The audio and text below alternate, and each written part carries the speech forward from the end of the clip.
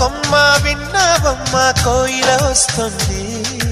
విన్నానమ్మ తీయని వేణువు రమ్మను పిలుపులని. నాటు దుత్తి దుక్కుతాన దుత్తి తాకు తాకుతాన నాటు దుత్తి